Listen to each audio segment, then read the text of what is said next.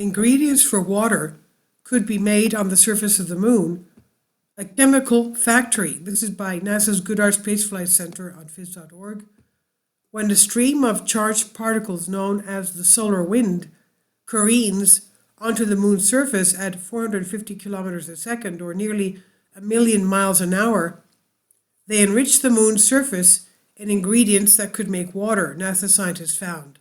Obviously, they're picking up on what the previous video concerning solar wind and water on asteroids, and a couple of videos back having to do with water coming from the solar wind. As Nassim Haramein has been telling us for years now, and they were, of course, disbelieving him, but obviously now it's evidence. Using a computer program, scientists simulated the chemistry that unfolds when the solar wind pelts the moon's surface. As the sun streams protons onto the moon, they found that those particles interact with electrons on the lunar surface, making hydrogen atoms. These atoms then migrate through the surface and latch onto the abundant oxygen, the O atoms bound in the silicon oxide of the surface of the moon, and other oxygen-bearing molecules that make up the lunar soil, or regolith. So together, hydrogen and oxygen make the molecule OH. Hydroxyl OH is a component of water, H2O. We think of water as a special magic compound, said William Farrell, a plasma physicist at NASA's Goddard Space Flight Center in Greenbelt, Maryland, who helped develop the simulation.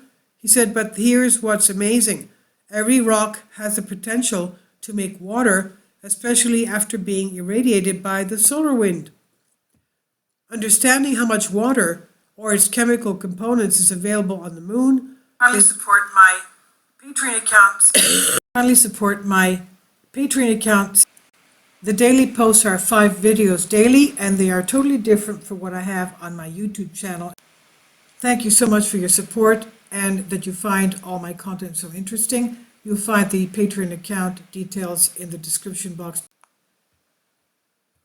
Understanding how much water or its chemical components is available on the moon is critical to NASA's goal of sending humans to establish a permanent presence there, said Orenthal James Tucker, a physicist at Goddard who spearheads the simulation research.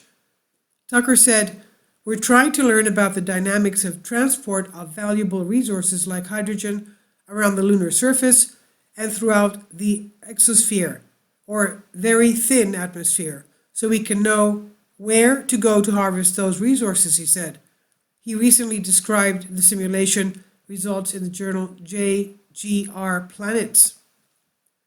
Several spacecraft use infrared instruments that measure light emitted from the moon to identify the chemistry of the surface.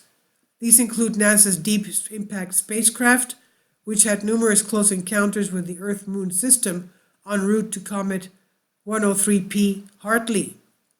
NASA's Cassini spacecraft, which passed the moon on its way to Saturn, and India's Chandrayaan-1, which orbited the moon a decade ago. All found evidence of water or its component hydroxyl or hydrogen. But how these atoms and compounds form on the moon is still an open question. It's possible that meteor impacts initiate the necessary chemical reaction, but many scientists believe the solar wind is the primary driver. Tucker's simulation, which traces the life cycle of hydrogen atoms on the moon, supports the solar wind idea. Tucker said, "From previous research, we know how much hydrogen is coming in from the solar wind. We also know how much is in the moon's very thin atmosphere, and we have measurements of hydroxyl on the surface." Tucker said, what we've done is figure out how these 3 inventories of hydrogen are physically intertwined. Showing how hydrogen atoms behave on the moon helped resolve why spacecraft have found fluctuations in the amount of hydrogen in different regions of the moon. The less hydrogen accumulates in warmer regions like the moon's equator, because hydrogen atoms deposited there get energized by the sun and quickly outgas from the surface into the exosphere, the team concluded. Conversely, more hydrogen appears to accumulate in the colder surfaces near the poles of the moon because there's less sun radiation and the outgassing is slowed. Overall, Tucker's simulation shows as a solar wind continually blasts the moon's surface, it breaks the bonds among atoms of silicon, iron, and oxygen that make up the majority of the moon's soil, the regolith. This leaves oxygen atoms with unsatisfied bonds. As hydrogen atoms flow through the moon's surface, they get temporarily trapped with the unhinged oxygen longer in cold regions than in warm. They float from oxygen to oxygen before finally diffusing into the moon's atmosphere and ultimately into space. Farrell said the whole process is like a chemical factory. The key ramification of the result, Farrell said, is that every exposed body of silica in space, from the moon down to small dust grain, has a potential to create hydroxyl and thus become a chemical factory of water. This is by NASA Goddard Space Flight Center on phys.org. Please leave your comments and thank you for your support.